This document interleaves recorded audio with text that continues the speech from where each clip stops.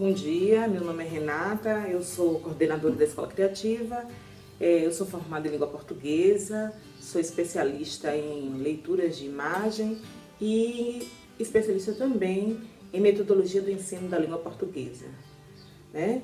Eu tenho o prazer de falar com vocês sobre essa questão da variedade linguística.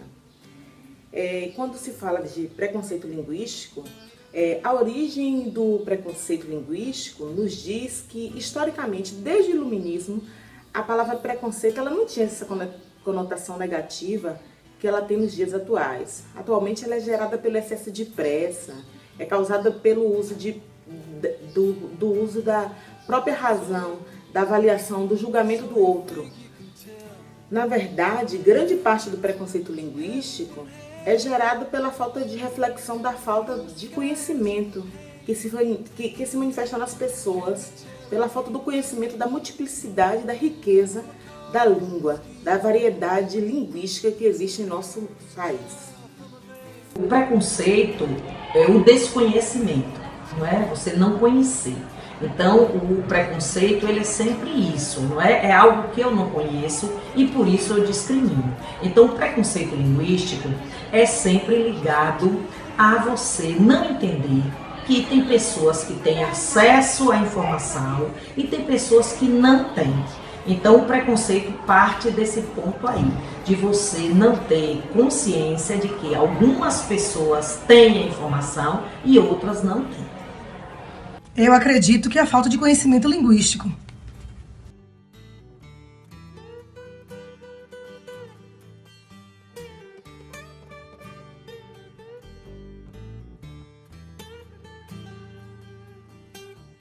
Quando vocês falam sobre o desconforto causado nas pessoas, né, de regiões diferentes com relação ao preconceito linguístico, eu não posso dissociar que na interação com o indivíduo, enquanto você fala com o outro, um avalia o desempenho do outro, né? De acordo com as diferentes instâncias sociais. E daí o uso da língua passa a ter uma relação de poder. Daí, consequentemente, gera o preconceito. Olha, eu acho que causa muitas vezes desconforto em quem não tem o conhecimento de que existem culturas diferentes, existem falares diferentes e que um não é melhor nem pior do que o outro. Porque as pessoas esquecem de considerar a cultura daquela pessoa e daquele local.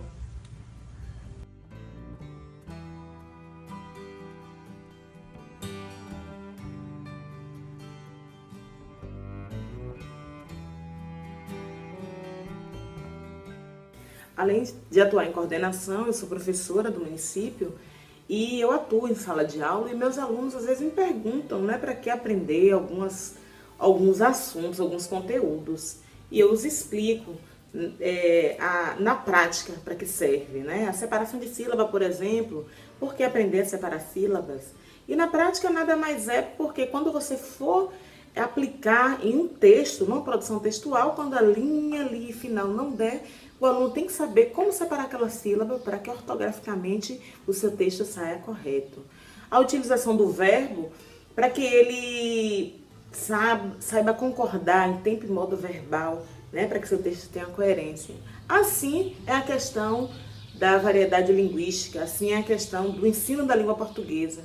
O ensino da língua portuguesa ele destina a preparar o aluno para lidar não só com essa parte gramatical, mas a lidar com as linguagens em diversas situações, né, em diversas manifestações. O domínio da língua é fundamental para que as demais áreas do conhecimento sejam contempladas. Esse desenvolvimento que a língua portuguesa tem como objetivo, ele implica na leitura crítica de texto, né, na leitura compreensiva, na produção escrita em uma linguagem padrão, em uma análise de manipulação da organização estrutural da língua, na percepção das diferentes linguagens literárias ou visuais, né, como forma de compreensão do mundo, né? Então esse é o objetivo de estudar a língua portuguesa. é atribuir para os alunos o conhecimento técnico e formal.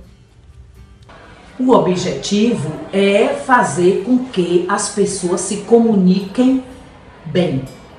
A língua portuguesa, ela é um instrumento de comunicação. Então, a partir do momento em que eu conheço bem a língua que eu falo, eu consigo me comunicar melhor. A gente, através do conhecimento da língua portuguesa, eu consigo me comunicar mais claramente, eu consigo me comunicar com mais eficiência e também consigo mostrar para a pessoa, ou consigo que as pessoas vejam o que eu estou pensando e o que de fato eu quero falar.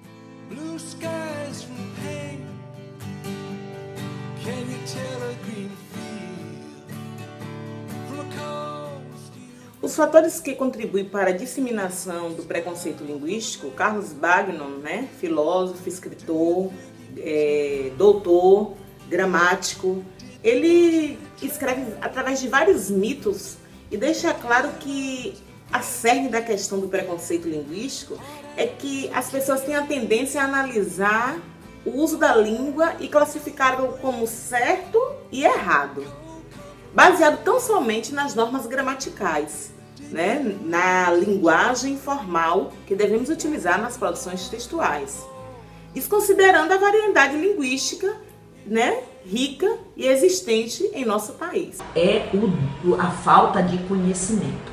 Eu acho que o preconceito, como o próprio nome diz, é um conceito que você tem antecipadamente de algo. Eu acho que o que dissemina o preconceito é a falta de conhecimento. A partir do momento que você lê sobre determinado assunto, que você se informa sobre determinado assunto, a sua mentalidade, a sua forma de encarar aquela situação muda. Então, eu acho que a gente só combate preconceito com cultura, com conhecimento, com leitura. Eu acho que é a falta de conhecimento técnico da informação.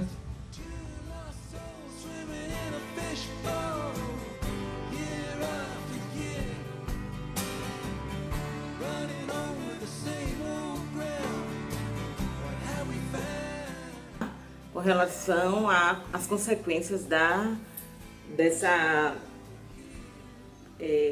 desse preconceito linguístico, né? No caso, eu vou me ater à discriminação. Por exemplo, nós nordestinos, nós somos muito discriminados por pessoas paulistas. Eles desconsideram as riquezas literárias criadas aqui na Bahia. E para finalizar, eu convido a vocês a visitarem no YouTube uma crônica de Rachel Sarazade, que ela conta, né, sobre uma estudante paulista na época do Enem, que colocou no seu Twitter. O nome dela era Mayara Petruzzo e ela escreveu assim: nordestino não é gente, faça um favor a São Paulo, mate um nordestino afogado. Ela não foi presa, né, mas ela foi punida com distribuição de cestas básicas por conta da discriminação com nós nordestinos. Mas parafraseando Rachel, eu posso afirmar que preconceito é coisa de ignorante. Certamente ela não conhece os nordestinos, nem os anônimos e nem os notáveis. Ela não leu Ariano Suassuna, nem Jorge Amado, não reverenciou Mestre Lua e jamais ouviu falar em Herbert Viana, nem Chico, César e Salles. Desconhece que vários nordestinos presidiram o nosso país.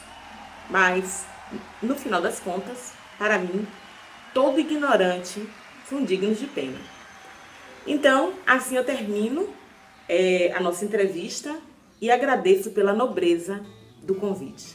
A vocês, jovens estudantes, muito sucesso em sua caminhada. Uma consequência do preconceito é a diminuição do outro na sua dignidade, nos seus valores, na sua cultura. Então, para mim, a pior consequência do preconceito é a desvalorização do ser humano. É você achar que Existem pessoas que são superiores, pessoas que são inferiores, do ponto de vista da sua linguagem, do ponto de vista da sua forma de ser. Eu acho que um dos grandes problemas é atribuir um juízo de valor ao conhecimento daquele sujeito e à linguagem que ele externa.